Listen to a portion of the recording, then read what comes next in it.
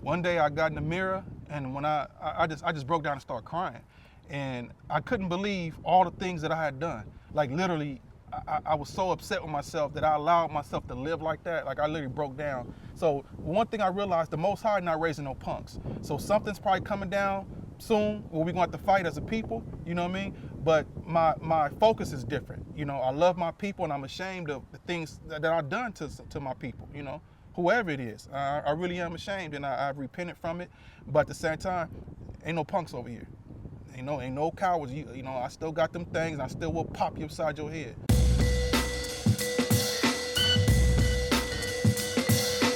You got Christians that'll say, we keep the law by loving God and loving our neighbor as we love ourselves, right?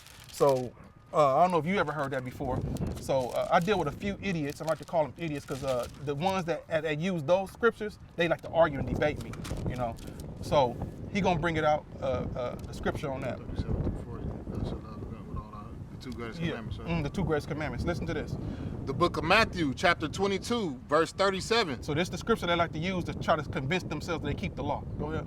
Thou shalt love the Lord thy God with all thy heart and with all thy soul and with all thy mind. This is the first and great commandment. And the second is like unto it. Thou shalt love thy neighbor as thyself. On these two commandments hang all the law and the prophets. You get that? So when a Christian will love to use that right there to say we fulfill it, we keeping the law. But remember, it said to love the Most High God, right, as you love yourself, and to love your neighbor. Now we're going to go to the love of God, and then we're going to go to how you love your neighbor in the book of 2 John. So get the love of God right quick. See, this is how you're supposed to study the Bible. You can't just read it like it's some kind of novel, just blowing right through it. I was talking to a Native American last night who knew the Bible pretty good, and well, he thought he did till he met me last night, and he said, I was trying to show him the word nigger in the Bible in Acts 13:1, and he said, wow, I'm reading it. I just got through reading. I said, yeah, but I guarantee you never saw it. You read it, but you didn't see it. He said, you correct, I didn't see it. I said, because you still got the veil over your eyes. The Most High God didn't allow you to read it until, or to see it until the day you met me, which was last night. The book of 1 John, chapter 5, verse 3. For this is the love of God. So remember, it said that they love God the Lord with all your heart and mind, right?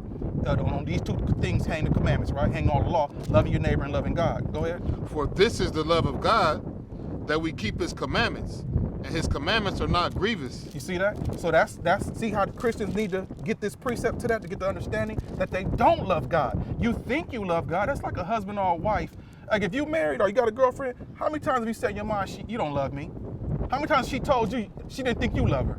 Because it was something you did or something you didn't do. But in your heart, you truly love her. But it's something you did or something you didn't do. The Most High God looks at us the same way. So now we're going to show you how to love your neighbor over in 2 John. The book of 2 John, chapter 1, verse 6. Where's it at? And I write you no new commandment. Yeah, it's around here. 5 and 6? Yeah, because they 6. go together. Well, okay, yeah, I'm sorry. Yeah, 5 to 6. The book of 2 John, chapter 1, verse 5 and 6. And now I beseech thee, lady, not as though I wrote a new commandment unto thee. See, this is not a new commandment. This is nothing new, right? Go ahead.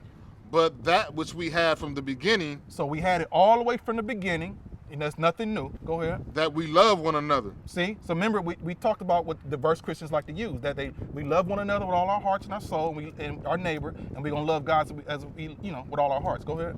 And this is love, that we walk after his commandments. See, there the answer go right there. And this is love, that we walk after his commandments. Go ahead. This is the commandment, that as ye have heard from the beginning, ye should walk in it. See, I got tired of the church. Like literally, I went on tour.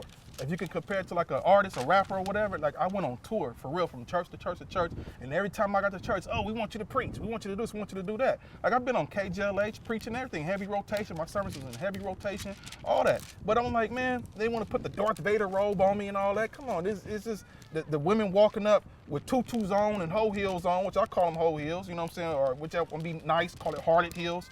They dressing provocative. And then they get mad when you look at them, when you lust after them, So they coming up, and I'm seeing all this going on in the church. I'm seeing a heavy homosexual presence in the church. I'm like, something ain't right about this. You get what I'm telling you? But the end game for me was when I went to a preacher at a church called, what's it called? Deliverance International. what's that guy name? My son kept trying to tell me something was wrong with this man the whole time. When he was a little kid, he kept trying to tell me. I didn't believe him. But it's called Deliverance International, and I wish I could remember this man's name because I would love to air him out. Apostle Lawrence, Apostle Reginald Lawrence, you're a liar, and you're a devil. You're a devil. So what happened is I went there for marriage counseling, right? Because I was married to a Jezebel, right? And I went there for marriage counseling, and because I'm believing in the Bible, right?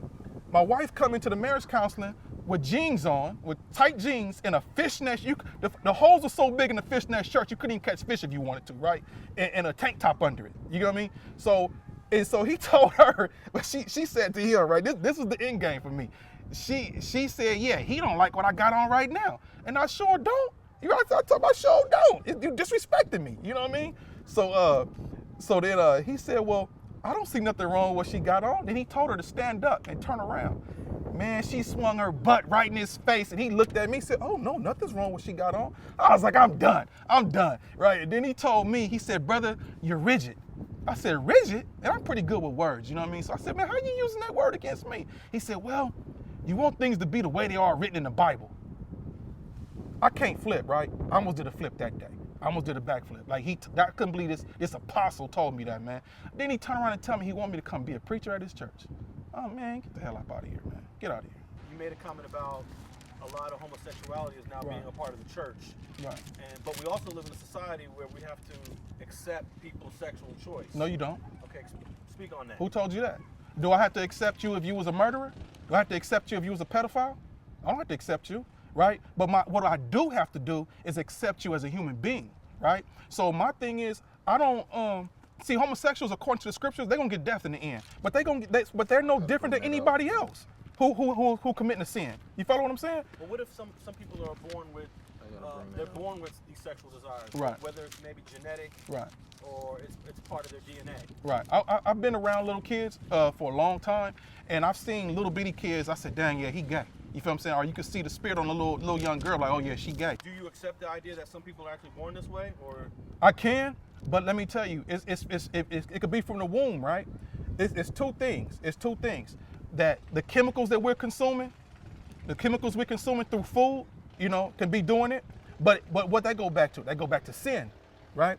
And it could be something that the enemy is doing in the womb, you know, or a curse that's on your family. So either way it goes back to the Most High God. We still got to go back to the Bible, right? So, like I said, homosexuality is rampant in the church, whether it's male or female. It's rampant. But the thing about it is, I can welcome you gay, but you can't stay gay.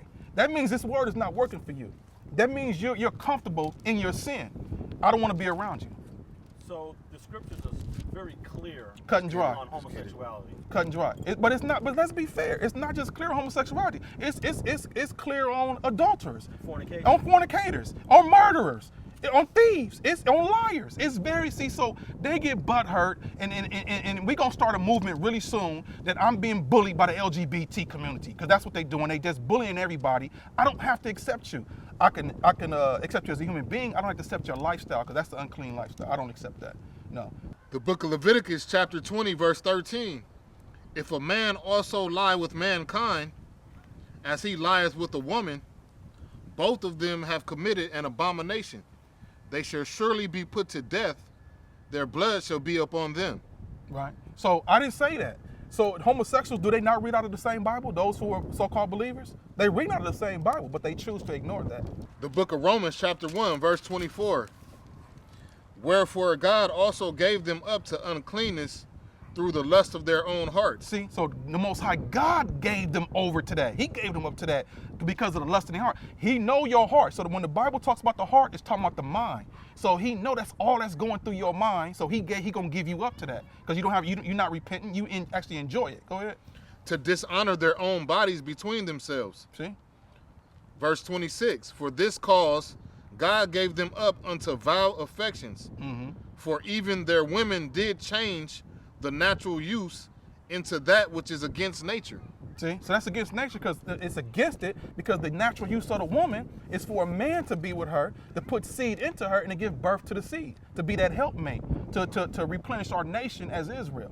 Why do so many people put the Hebrew Israelites in cult category. I hear about it, I read about it. It's even in the comments of one of my more recent interviews that I did with Arel. Okay. How do you feel about that, and how do you respond to people that make that accusation? Well, actually, that's just a demonic spirit that's on them people. It's a spirit of confusion. You know, how are we a cult and we going by what's written, what thus said the Lord? That's not cultish, and we don't have a leader. So every cult that I know of always had a leader, a man leader or a female leader, right? We don't have no leader like that. Our leader is the Most High Christ, you know, and that's just it, you know. So it's not a cult. I've been accused of being in a cult. My father called me from Texas, said, "Hey, what's this new religion you supposed to be in?" And it's supposed to be a cult. I just started laughing, man. Once again, blessed are all those who revile for my name's sake. Say what you want to say, but I'm going by the scriptures, and I'm gonna leave. I'm gonna leave them who say it's a cult with this. Revelation, what's it, 22:14? Let's get that just right quick. Revelation 22:14. Let's move a little fast for the time right now. Right. So if I'm from a cult and I'm trying to get to the kingdom and you trying to get to the kingdom as well, let me show you why you not get to the kingdom. You're not getting there. 22:14 and 15. The book of Revelation, chapter 22, verses 14 and 15. Blessed are they that do his commandments. What? Blessed are they that do his commandments. Go ahead. That they may have right to the tree of life. So now you're going to have a right that's irrevocable. You have a right to the tree of life, which is eternal life. Go ahead. And may enter in through the gates into the city. So those same gates we read earlier, the 12 gates, now you get to enter into the kingdom. Go ahead. For without are dogs. So the ones that's not getting the kingdom, or he call them dogs, which means unclean people, which can go for homosexuals or adulterers, liars, and so on and so forth. Sorcerers, you know, people who into tarot cards and all that stuff like that. Go ahead. And sorcerers. And whoremongers. Whoremongers, right? And murderers. And murderers, And idolaters. So if idolatry will fall up under, if you keeping holy holidays, Thanksgiving, Easter, Christmas, all that stuff, that's idolatry. If you flying your American flag, idolatry. If you idolize, even gangbanging, that's idolatry. We claiming the name of a dead man. So this man will turn into an idol. Roy Campanella Park, that's an idol, man. If LeBron James, those are idols. So you can't get in if you're an idolater. And what else it say? And whosoever loveth and maketh a lie. Christianity is a lie. So if you believe, love it, and make it a lie, you cannot get into the kingdom. If you're trying to tweak this word right here, you believe in making lies. If you upset because we reading about what it says about homosexuals, and you say that's divisive and hatred, you believe in making a lie. So you can't get into the kingdom. So just tell us real quickly why you guys use the King James Bible. Okay.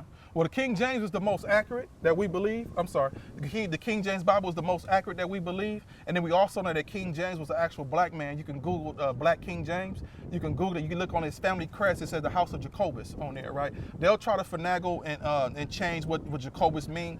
But we know that King James was an actual black man. And he was a Hebrew Israelite during a period in a time when blacks was on the throne in Europe at that time. And I also have a copy, a screenshot of a book called Scotland Times.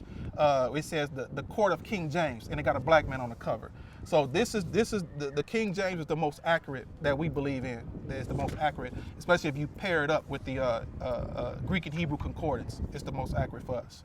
All right. And also, I like to add, it was a group of 48 Bible scholars, Greek and Hebrew, that spent a considerable amount of time. Why? Because there wasn't any bias.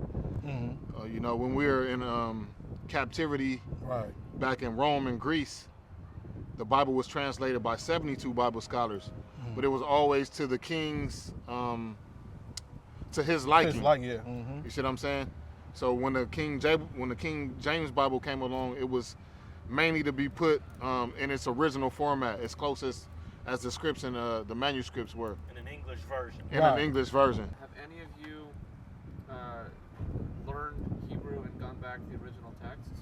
Well, it's a tough thing because sometimes we get caught up in Yiddish, right? The Yiddish language it's a Germanic, go back to German. Yeah, so some of us get caught up in that, right? Like you heard us say shalom, right? Which means peace and blessings, you know. Some people may spell shalom different. You might some say shalom, you know what I'm saying? So we are doing studies. We go back, but it's not a priority because the Bible says we're going to speak with stammering lips. So we know that we live here in America. We're going to speak English. Like our brothers and sisters live in all parts of the world. I got you. Yeah, so they're going to speak stammering Are you guys a different open to tongue. newer translations? New World Translation? Newer translations of the Bible. No, we don't mess with them. We only mess with King James. My last question is, a lot of people think that the Hebrew Israelites are sort of nationalists, very pro-black, even though that there is an indigenous and Mexican emphasis as well. Right. Where does this leave Asiatic people Mm-hmm. and European people? And when I say Asiatic, No, I know what you mean. Chinese, No. Korean, Yeah. and then The others. I got you. the Europeans. Yeah. I got you. I'm sorry, I don't mean to be laughing, man, but it leaves them in a bad situation, really. The book of Jeremiah, chapter 30 and verse 16. Therefore, all they that devour thee shall be devoured. So who devoured us?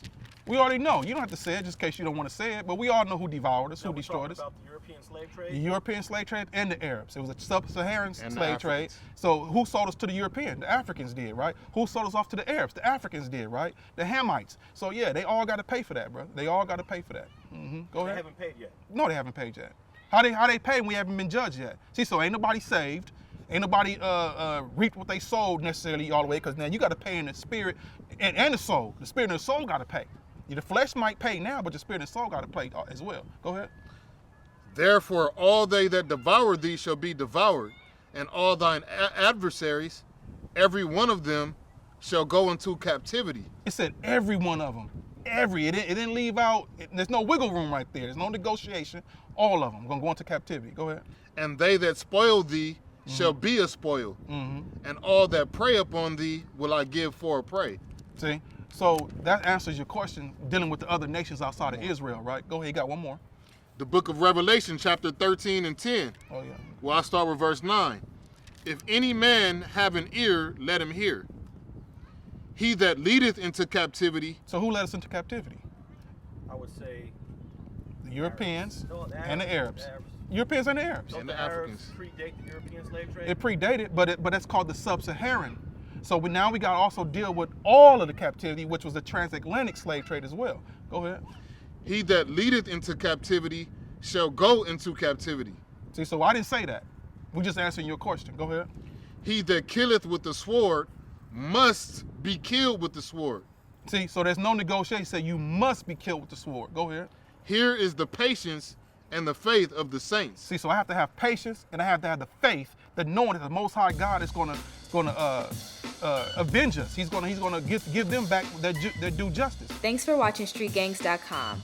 Please like and share the video you just watched and leave a comment below to tell us what you think. You can also watch 2 of our previous episodes to the right. Please visit the link to our Patreon page and support our campaign. And don't forget to subscribe.